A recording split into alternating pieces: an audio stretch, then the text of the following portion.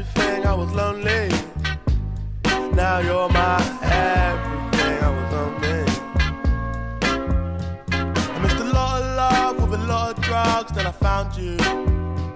She liked petty crime, she had green eyes like Mountain Dew. And where she go, I'll never know, her friends bounce to. I guess it's their loss, cause they'll never know what we'll amount to. And would you be my light, be my yellow? PYT walking down Portobello, put a smile on his face at the end of the day.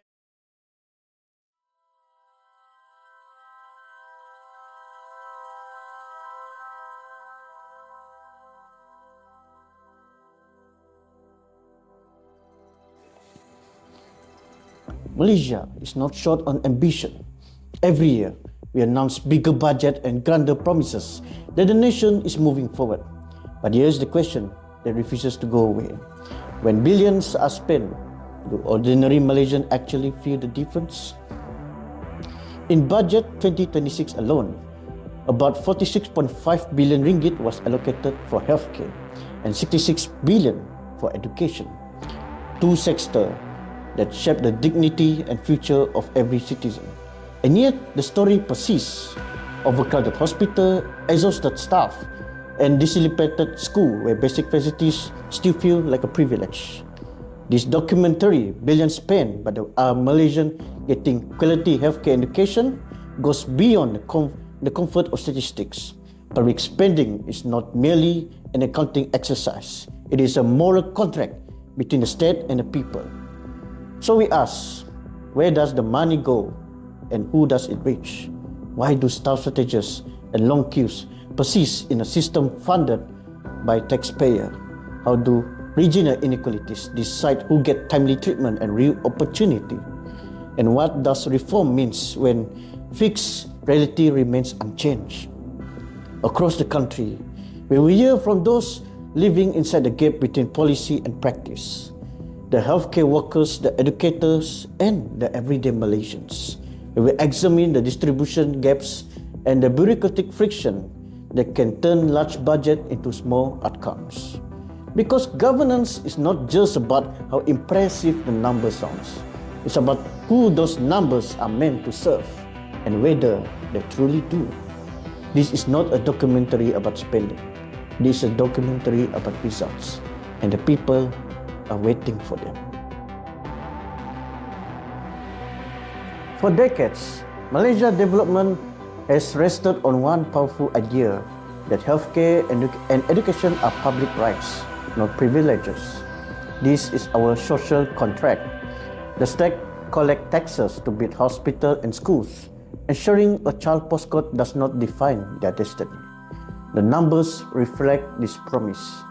According to official data from data.gov.my, the Ministry of Health allocation has climbed steadily since 2010, surging to over 40 billion ringgit by the mid-2020s.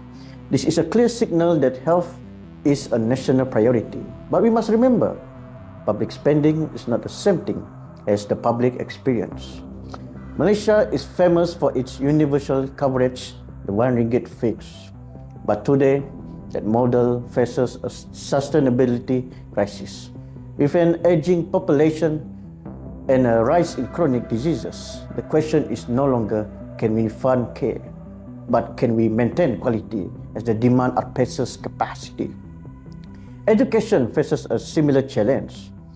As our largest national investment, Budget 2026 allocate 66 billion ringgit to the sector, yet a quality expenditure gaps remain. If the funding is there, why does confidence in our infrastructure and digital readiness remain so fragile? The issue isn't just the amount spent, but the governance behind it. It's about how resources are distributed, how leakages are stopped, and how transparently decisions are made. When money leaves the budget, does it actually reach the clinic or the classroom? Are Malaysians truly receiving the quality of care and learning that their public spending promises? Welcome back to understand Malaysia's public finance challenge. We must look beyond the headlines. Despite a combined 112.5 billion ringgit allocated to health and education, we are witnessing a profound crisis in how that money is actually used. In healthcare, the record-breaking budget hides a deepening human capital crisis. While billions are spent, we are falling to keep our expert. The contract doctor system, once a temporary fix, has become a permanent fault line. Even with the government's latest pledge to offer 4,500 permanent posts in 2026, thousands more remains in limbo. Good day, Madam Ivy. Thank you so much for taking the time to speak with us today. As part of our documentary, we're here to explore the issues surrounding Malaysia's education spending and outcomes. We truly appreciate your willingness to share your insights as a lecturer from Faculty of Administrative Science and Policy Studies at UiTM Sarawak. One major concern in Malaysia is the gap between rural and urban schools.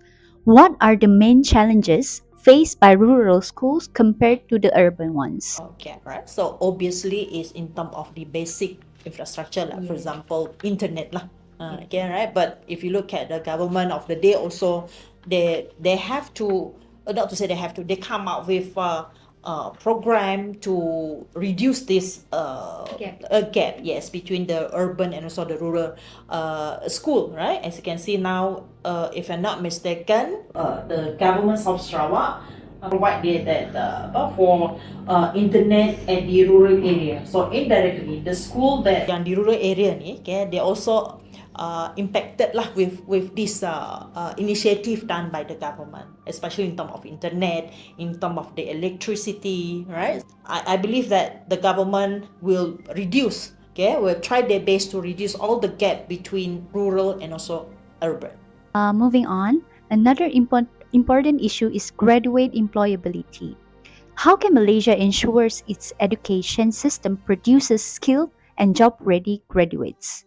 Okay, so this one is about graduate, right? So if you look at the current evolutions of the in terms of education itself, we are towards AI, all right? Okay, so I believe that again, if you focus to adapt and also to learn on AI, not only in education, right, but also in other sector, right? Like for example, in terms of kalau di PDRM, any other agencies, they want to adapt, they want the agency to learn on AI, right? Same because, and also in terms of the produce skill on the side of the government, they may review the syllabus, right? They may review the syllabus, they may review the program that meet the current market punya demand, right? What the university and outside, right? So what are the needs, what are the demands by the industry? If the problem is not how much Malaysia spends, but how that money is used, then the solution cannot be cosmetic. It must be transformational. In our healthcare system, one crisis stands above the rest: the dependence on the contract doctor system. What was meant to be a temporary fix has become a permanent fault line. Thousands of young doctors serve year after year without job security or a clear future. The first solution is to end the contract system and restore permanent postings. A healthcare system cannot survive on uncertainty. By providing stable employment, we restore morale and continuity of care. The second solution is to reform and strengthen on-call allowances. Our doctors and nurses work through exhaustion, long nights, and relentless pressure, yet their compensation fails to reflect this reality. Increasing these allowances, especially in rural areas and high-demand hospitals, is about fairness. The third solution is to strengthen teacher quality through competitive recruitment and professional development.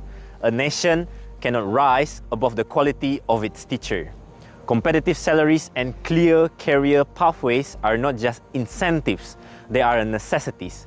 When teachers are empowered, students thrive. Finally, we must expand targeted support for students from low-income backgrounds.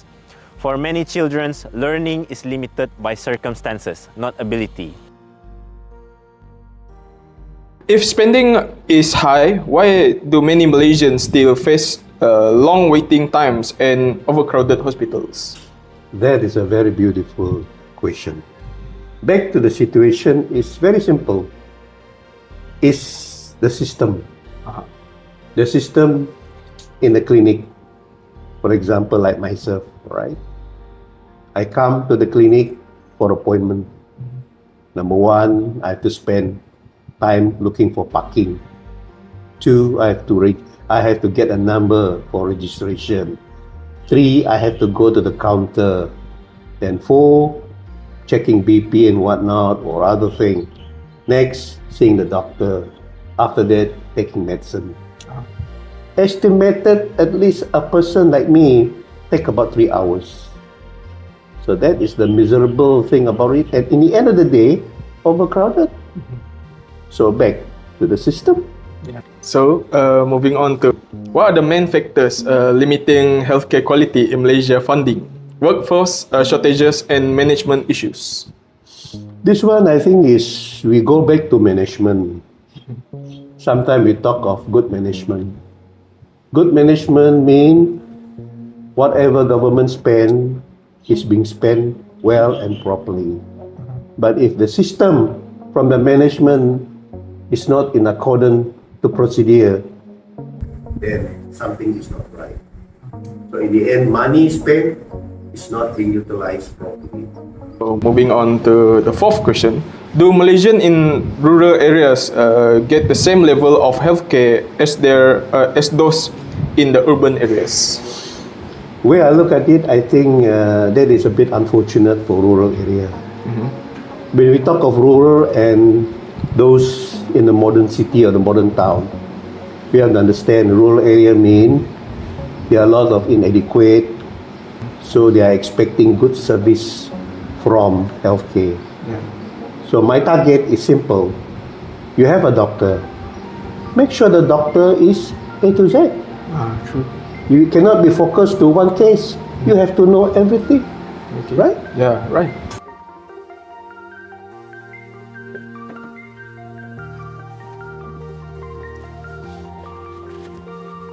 In conclusion, this documentary reveals a difficult truth.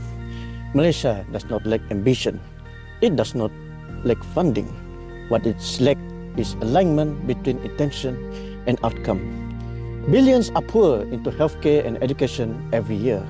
Yet, too many Malaysians still face overcrowded hospitals, unequal classroom, and systems that feel distant rather than supportive. The issue is never about money. It is governance. It is accountability. It is the will to ensure that every ringgit serves the people it was meant for. Healthcare and education are not expenses to be managed. They are investment in the nation's future.